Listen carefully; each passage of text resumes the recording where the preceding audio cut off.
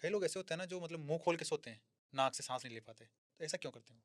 अलग-अलग कारण अलग-अलग एज ग्रुप में देखे गए हैं। हुँ, अगर एज 10-12 तक देखे जाए, हुँ, तो उसमें कारण डिफरेंट होंगे।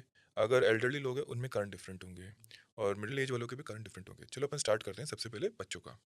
जैसे गले के टॉन्सिल्स होते हैं, वैसे ही नाक के टॉन्सिल्स होते हैं जिनको हम एडिनॉइड्स बोलते हैं। हुँ, कहते हैं कुछ बुक्स में लिखा है कि फर्स्ट ईयर ऑफ बर्थ में इनका इम्यूनिटी का फंक्शन होता है, it is also an lymphoid tissue.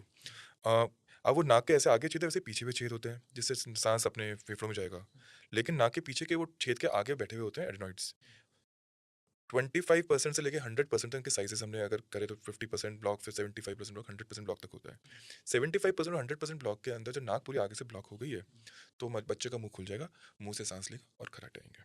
ये जो एडेनॉइड्स होते हैं, हुँ, ये 2 इयर्स की एज से शुरू होते हैं, 14 इयर्स तक की एज में खत्म हो जाते हैं। हुँ, जिनके पेरेंट्स एलर्जिक होते हैं, यूजुअली उनके बच्चे भी एलर्जिक होते हैं, उनके में एडेनॉइड्स का साइज़ रिलेटिवली बड़ा होता है। हुँ, अब आते हैं हम मिडल एज एंड 20 से 40 इयर्स तक की एज में। अगर मरीज का हेल्दी है, नाक की हड्डी टेढ़ी है, साइनस की दिक्कत है, नाक से सांस नहीं आ रहा किसी कारण या मन तो उस कारण मुंह खुला रहेगा, मुंह से सांस लेगा, अगेन खर्राटे आएंगे।